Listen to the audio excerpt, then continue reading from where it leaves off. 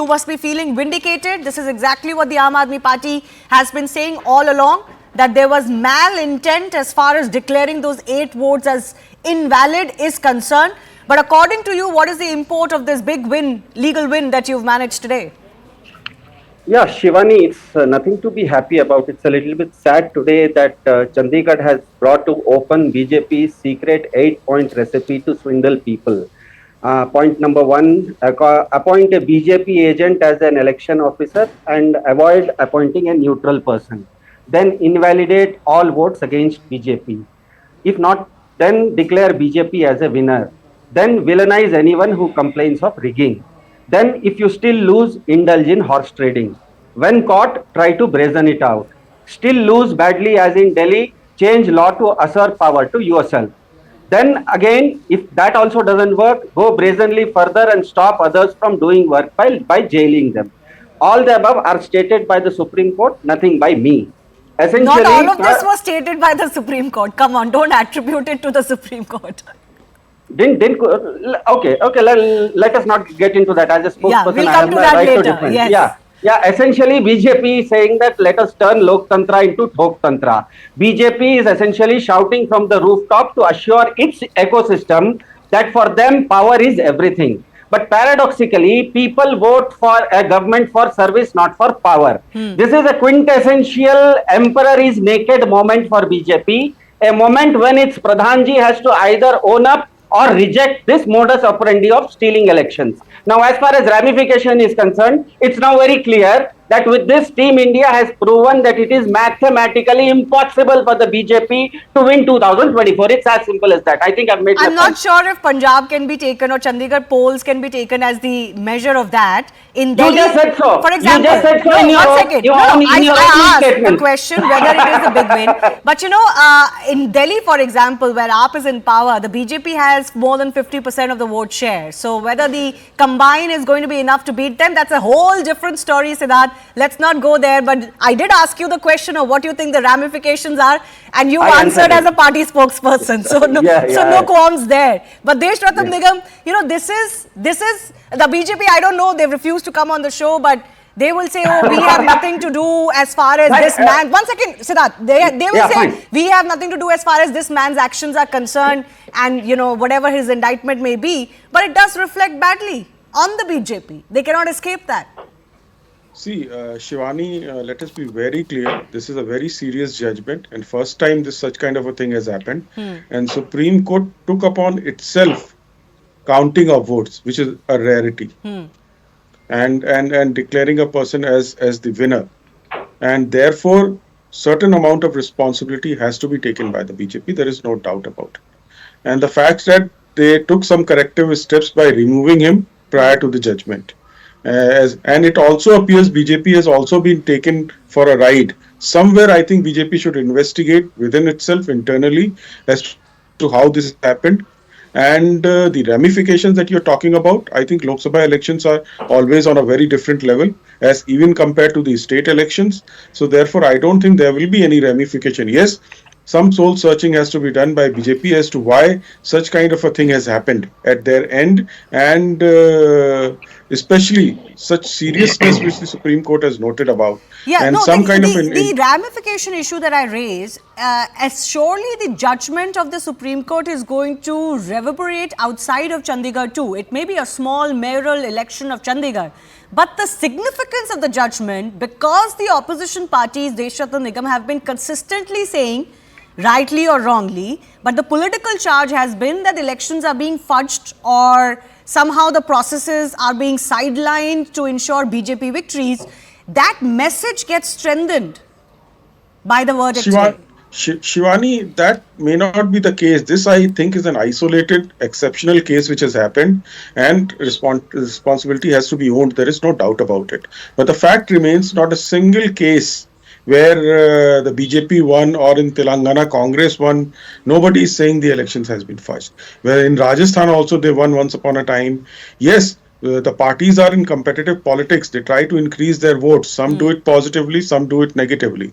But the fact remains, election in this country has been very transparent, fair. Even Aam Aadmi Party sitting in Delhi is through the same electoral process for which they accuse everybody else. So therefore, what we do today is being very selective. Our elections process is very fair. This is one of those exceptional cases, and the Supreme Court has taken to task the person concerned. Hemant Attri, what do you think? What is the import of this big judgment today?